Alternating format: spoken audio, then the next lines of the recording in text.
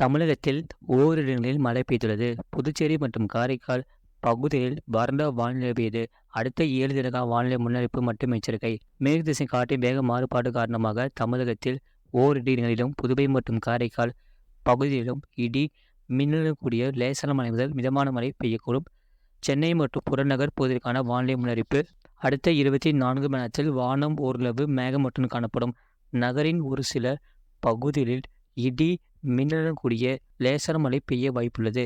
அதிகபட்ச வெப்பநிலை 36°C ஒட்டியும், குறைந்தபட்ச வெப்பநிலை 28 முதல் 29°C ஒட்டியும் இருக்கக்கூடும். மீனலுக்கான எச்சரிக்கை. தமிழக கடலோர பகுதிகளில் 29ஆம் தேதி வரை மன்னார் வளைகுடா, தென் தமிழக கடலோர பகுதிகள் மற்றும் அதனை ஒட்டிய குமரிக்கடல் பகுதிகளில் சூறாவளி காற்று மணிக்கு 35 முதல் 45 கிலோமீட்டர் இடையே 55 கிலோமீட்டர் வீசக்கூடும்.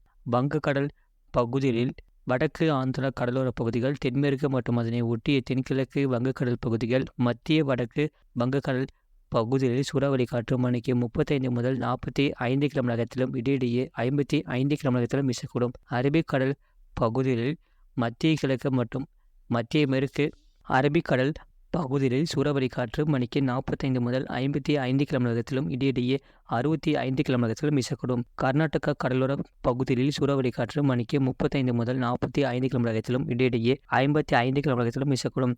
மேற்குறிப்பிட்ட நாட்களில் மீனவர்கள் இப்பகுதிகளுக்கு செல்ல வேண்டாம் என்று அறிவித்தப்படுகிறார்கள். கடந்த 24 மணி நேரத்தில் பதிவான மழை அளவு. நீலகிரி மாவட்டம் பாடியூர், கோயம்புத்தூர் மாவட்டம் சின்னக்கல்லார் தலா 3 சென்டிமீட்டர் பதிவாகிறது. கோயம்புத்தூர் மாவட்டம் வால்பாறை PAP, கோயம்புத்தூர் மாவட்டம் வால்பாறை PTO, கோயம்புத்தூர் மாவட்டம் சின்கோனா, கோயம்புத்தூர் மாவட்டம் வால்பாறை தாலுகா அலுவலகம் தலா 2 சென்டிமீட்டர் பதிவுள்ளது.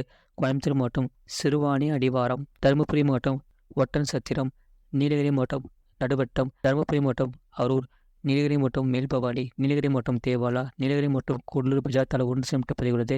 இதுபோன்ற செய்திகளை உடனுக்குடன் அறிந்து கொள்ள மறக்காமல் சேனலை சப்ஸ்கிரைப் செய்யுங்கள், மற்றவர்களுக்கு தெரியப்படுத்த ஷேர் செய்யுங்கள்.